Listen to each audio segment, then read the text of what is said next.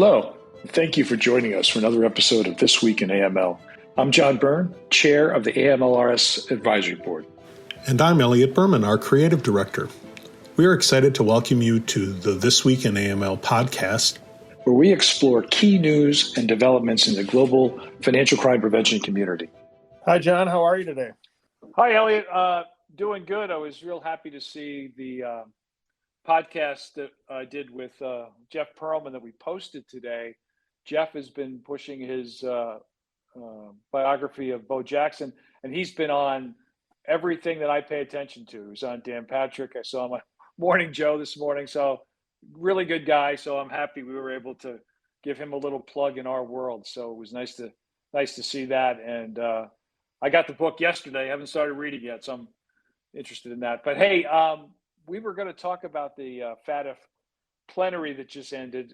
Several things of major interest to our community, which we will talk about in future conversations. But something came across through email today that I know I shared with you, and that's the Center for Strategic and International Studies, better known as CSIS, has been working on what they call a multi-stakeholder working group on the concept of financial access. And Rick Small and some of us have been involved tangentially. We haven't certainly been at all the meetings, but these stakeholder dialogues were to continue to deal with the ongoing issue of access and de-risking. And they came out with their final report today, which includes proposals on financial access. So I thought it would make sense to run through those. It's we'll certainly make it available on our site and linked to this conversation.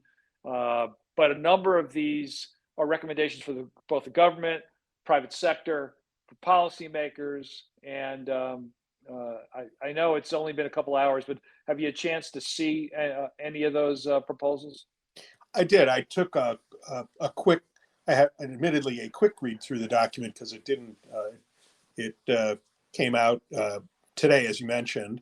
And just as you also mentioned, but just to set the stage for those folks who are our listeners who haven't necessarily followed this issue the way you and I have, the focus here is heavily on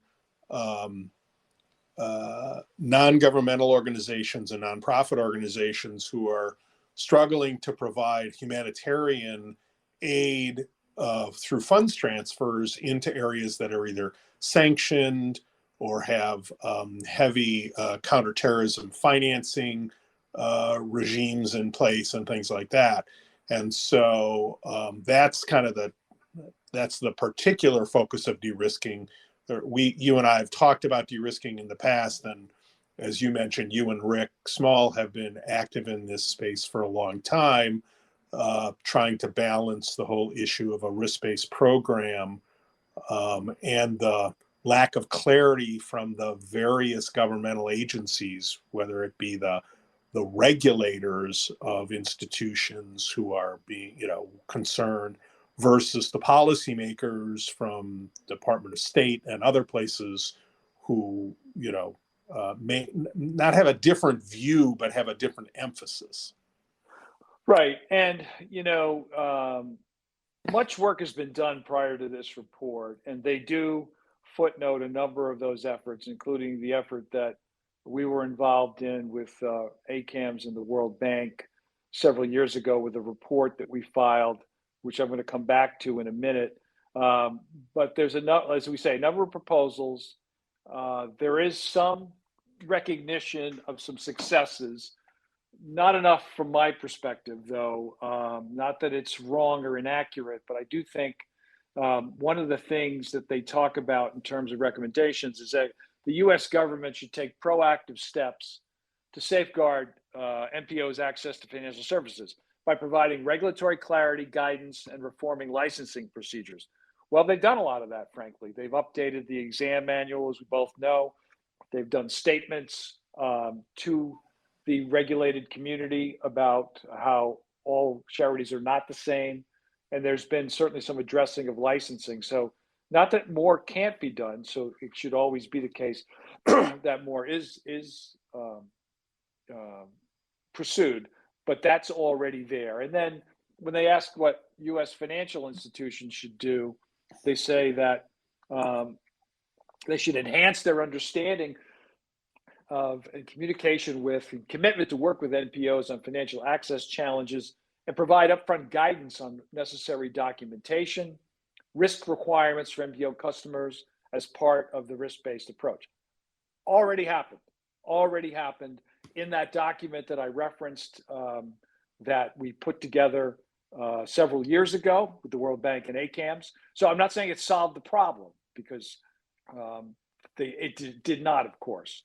But we are footnoted. The report is footnoted and mentioned, I believe, twice. But I think it's important to recognize that there already are checklists. So I think those checklists, they certainly can be amplified, and certainly more can be done. But I think there needs to be a recognition that that is out there, and we need to build off of that. So perhaps that's what they mentioned. But again, going back to the report released in June of 2019, the Consortium for Financial Access, which we were part of, how to bank nonprofit organizations the way forward. So again, I'm not disputing that there aren't still major hurdles, but I think it's important that we recognize that a lot of work has already occurred. Absolutely. Another one of the U.S. government recommendations for the U.S. government, which I thought was interesting. I don't know how likely it is. It feels unlikely in this environment, and that was implement humanitarian exemptions from sanctions and counterterrorism measures under IEPA, which is the International Emergency Economic Powers Act, where many of the sanction programs really are authorized, and propose such exemptions at the United Nations, because, as I think everyone who's listening knows, in addition to the U.S. government and other governments issuing sanctions, the UN actually does issue sanctions as well. I thought that was interesting because it really is a systemic solution, at least as it relates to a certain aspect of the problem, because of various sanction programs and either the groups or the countries or the regions that are directly impacted, or where work in those areas would be directly impacted by the sanctions programs. Yeah, that makes sense. But how you get that through Congress today, I haven't got a clue, but. Right. Going back to some of the other recommendations to government that I do embrace, establishing a standing senior interagency committee on financial access, which include Treasury, State, USAID. That makes a ton of sense. Formalize the multi-stakeholder process. No problem with ongoing dialogue. That certainly makes sense. Make sure it's international. I think that's important because most of the problems with access is because of international confusion, in my view, in terms of jurisdictional areas regarding risk. So I think that makes a lot of sense. You talked about, again, modernizing licensing. I don't pretend to be an expert there, so I think that's something that those folks can hopefully take a look at. Going back to regulatory clarity, like I said, what has to happen, in my view, is examiners have to be taught from day one that charities and humanitarian groups are not all the same, don't have all the same risks. They've been told that in the manual. They've been told that by statements. So I think training becomes an important aspect here. It's not sexy to talk about training, but I think it's pretty important that they do that. Policy guidance for operational NPOs that don't receive government funding. I think that makes sense.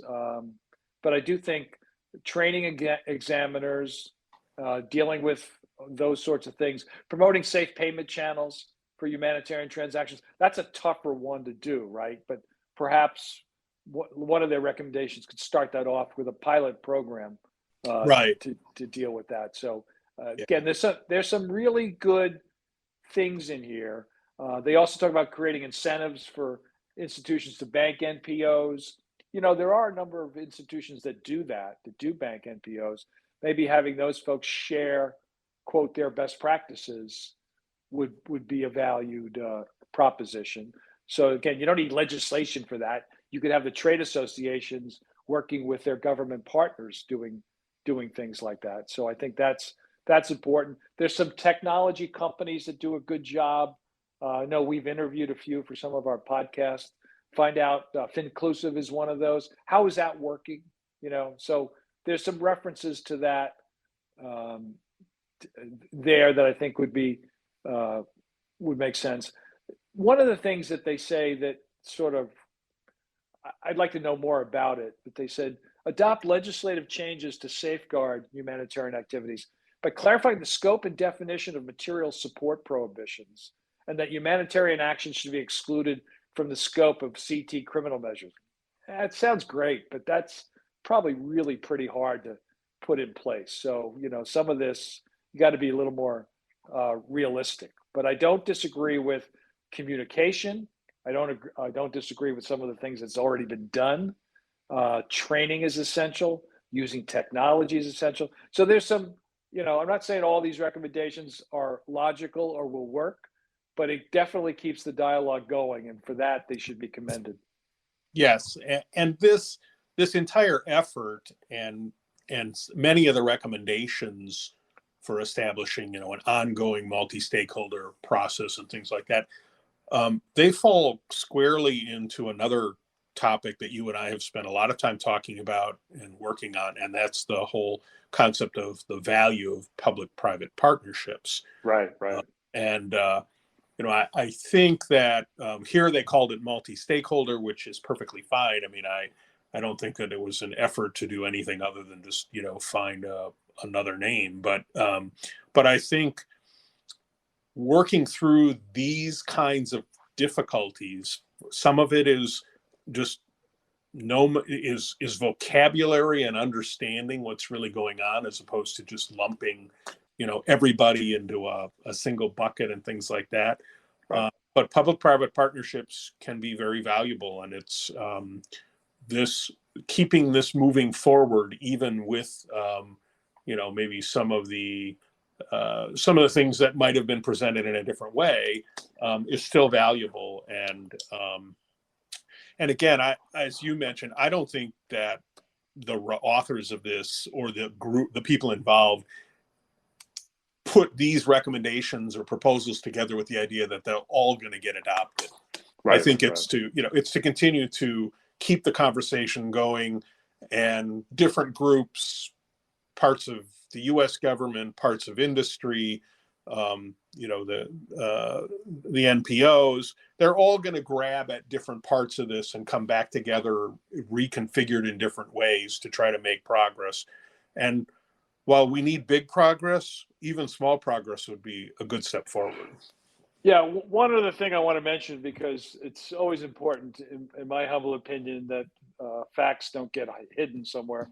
There's a reference within the document that talks about the stakeholder dialogue that we worked on with the World Bank and ACAMS that resulted in the report that I mentioned. And it says that this is the actual wording that struck me. Struck me hard, because it's actually not true. Although the process yielded early successes in enhancing understanding cooperation, especially among NPOs and banks, that's absolutely true. The initiative was eventually abandoned due to a lack of engagement by the U.S. government agencies.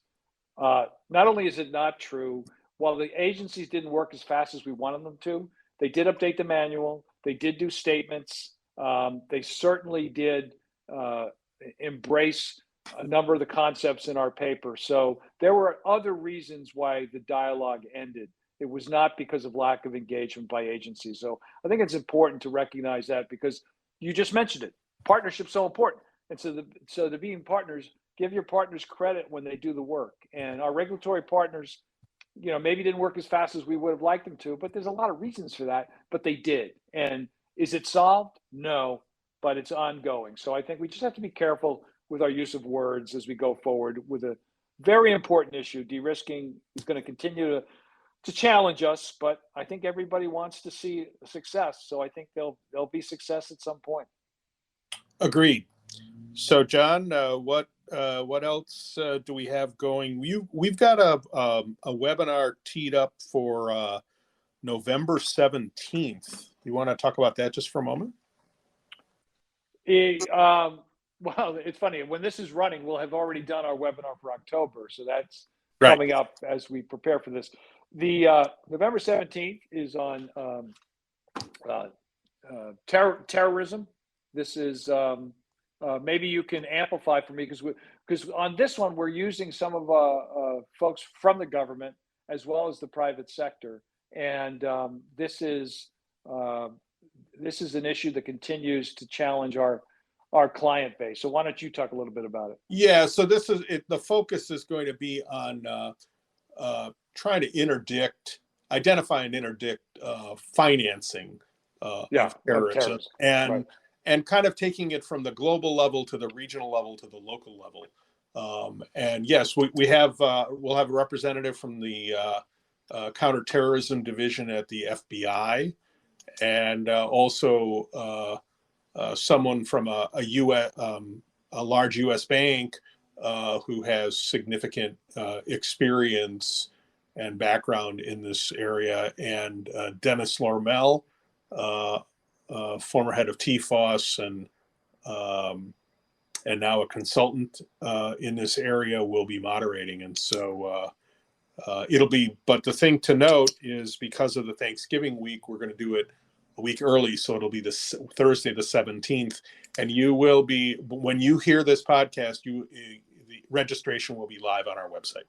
Yeah. And another podcast that we have in the hopper that will be posted soon is one that I did with our advisory board member, Nick Burbridge. Nick is the former deputy director of OSFI in Canada. And Nick had some really interesting things to point out in the new OSFI annual report. So look for that in the next few weeks as well. Sounds good. All right, John, have a great weekend. You too. Take care. Yep. Bye-bye.